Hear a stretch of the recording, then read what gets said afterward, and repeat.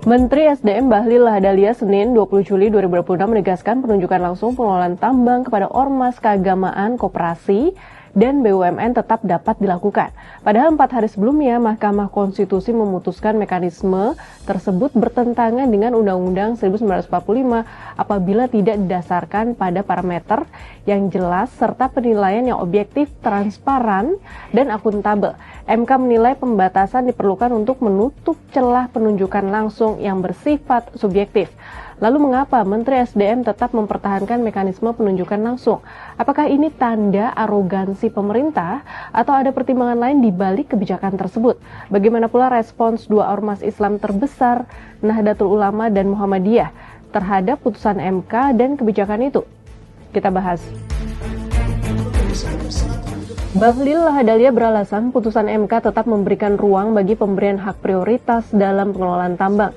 Menurutnya penunjukan langsung tetap dimungkinkan sepanjang mengikuti mekanisme dan aturan yang berlaku. Karena itu pemerintah akan menyusun aturan turunan baik berupa peraturan menteri maupun keputusan menteri. Bahlil menegaskan putusan MK tidak membatalkan pemberian hak prioritas, melainkan menekankan agar tata kelolanya lebih transparan dan akuntabel. Atas dasar itu, Bahlil menyebut Koperasi Desa Kelurahan Merah Putih atau KDKMP tetap dapat memperoleh prioritas pengelolaan tambang. Namun salah satu syaratnya, koperasi tersebut harus berada di wilayah lokasi tambang. Meski demikian, saat ditanya mengenai parameter dan kriteria yang akan digunakan agar penunjukan langsung benar-benar transparan dan akuntabel, Bahlil tidak memberikan jawaban.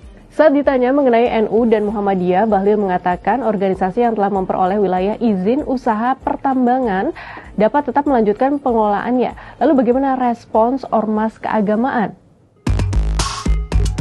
Ketua Pengurus Besar Nahdlatul Ulama Ulil Absar Abdallah menyatakan NU menyambut baik putusan MK. Menurutnya NU sepakat bahwa pemberian WIUP kepada ormas keagamaan harus dilakukan berdasarkan parameter yang objektif, transparan, dan akuntabel. Ia menegaskan sejak awal NU tidak pernah meminta konsesi tambang, tetapi hanya menerima pemberian dari pemerintah sebagai bentuk niat baik. Untuk itu NU menyerahkan sepenuhnya kepada pemerintah apabila di kemudian hari izin usaha pertambangan tersebut dicabut.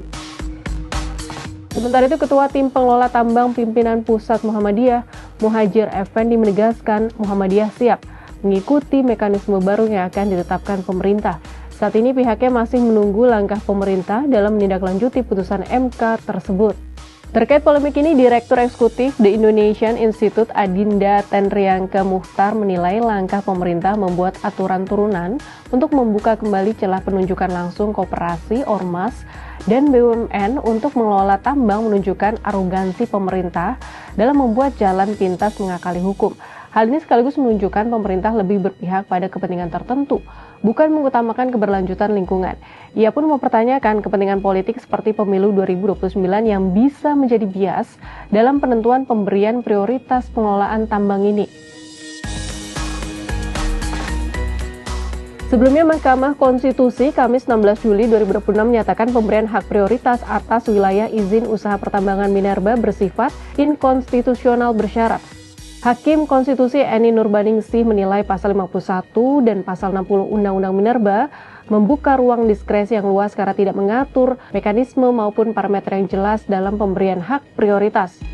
Untuk itu, MK menegaskan perizinan pertambangan harus dilakukan secara selektif berdasarkan parameter yang terukur, transparan, dan diawasi secara ketat.